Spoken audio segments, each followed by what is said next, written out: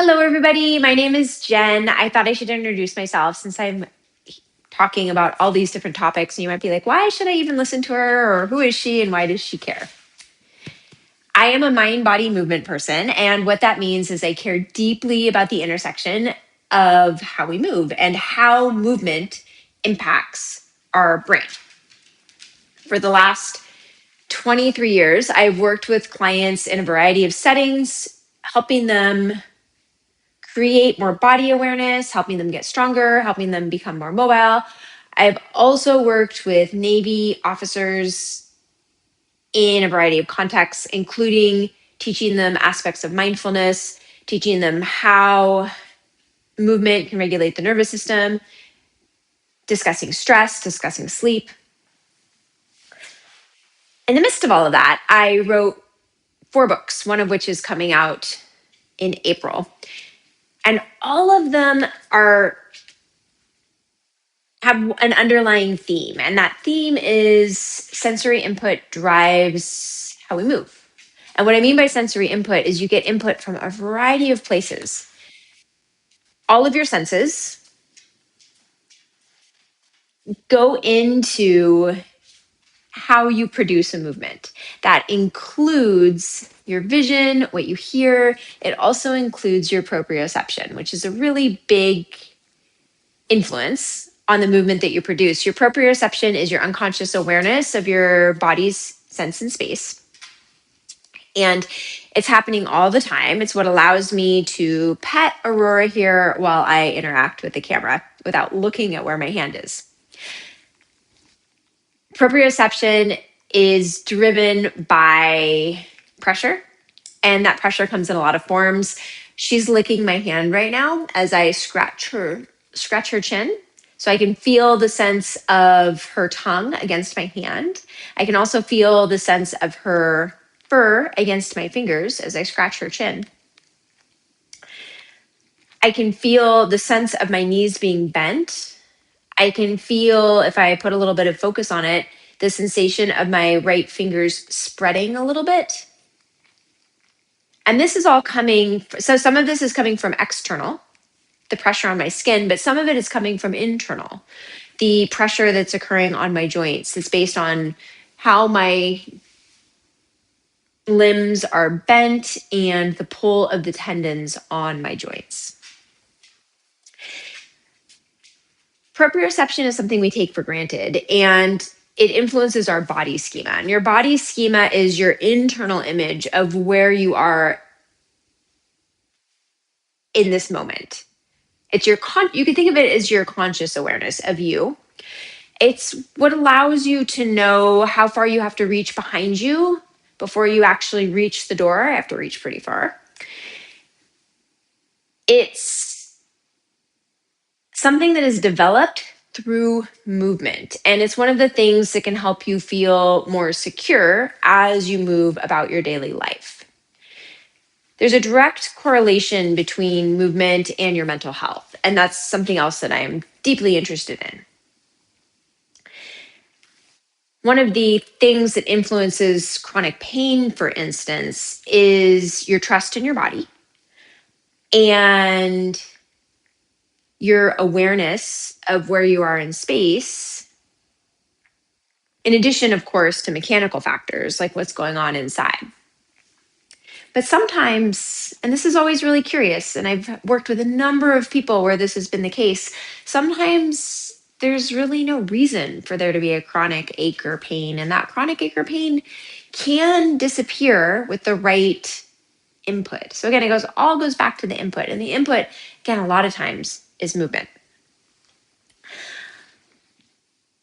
Chronic pain can be thought of as noise. And there's lots of things that are noise in our daily life. Noise is an unwanted distraction. A really popular discussion around noise right now is around food noise, because one of the things I have been told GLP-1s do is they reduce food noise. Food noise is that, again, that unwanted distraction in your head of, oh, you need to go have X, Y, and Z to eat.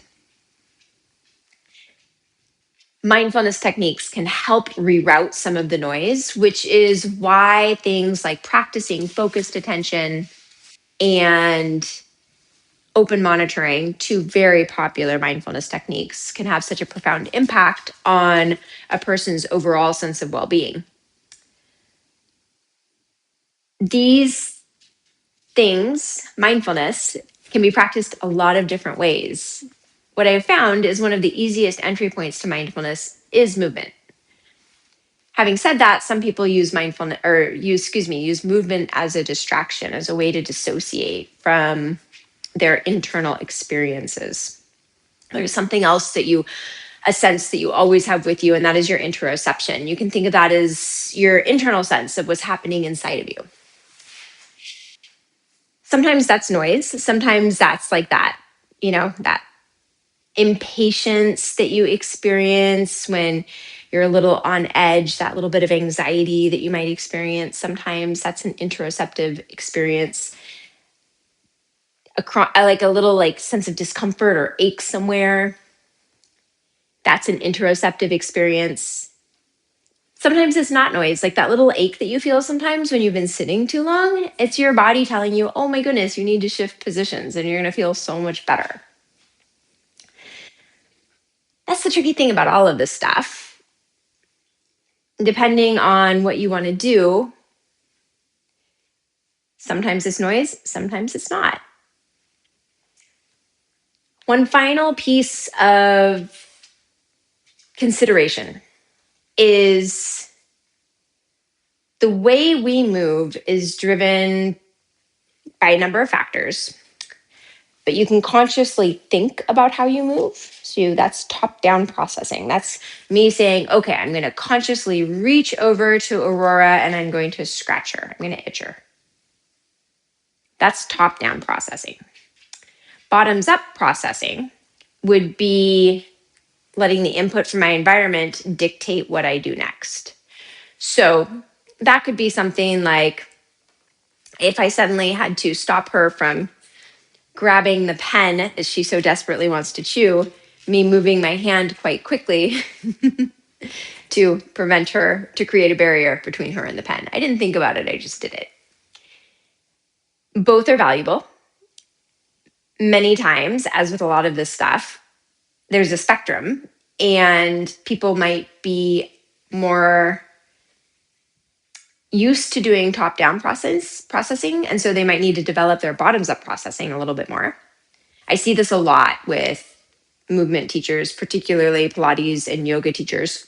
Or you might get someone that's very used to bottoms-up processing, and they might need to develop their top-down processing a little bit. And I've seen this with high-level athletes who are used to moving very fast, and they really benefit from slowing down and sensing and taking a moment to experience and reflect on what they're feeling. Again, both have value, both are good.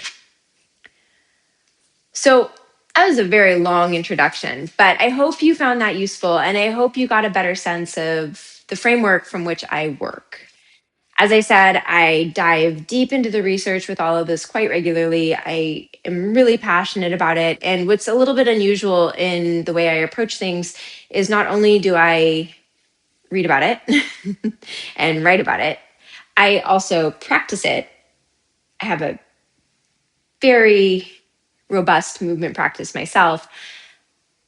And I also get to work with people every single day and help them experience these concepts. So I'm constantly reflecting and refining and figuring out what works, what didn't. How can I deliver this in a way that makes more sense or that's more accessible? Thank you for taking the time to listen to all of that, if you even did, and for allowing Aurora to be a brief part of the discussion. If you found that useful, please like, share, subscribe. And if you have any questions at all or you're curious about anything, just drop me a DM. I am happy to address thoughts or questions in upcoming posts. All right. Thank you.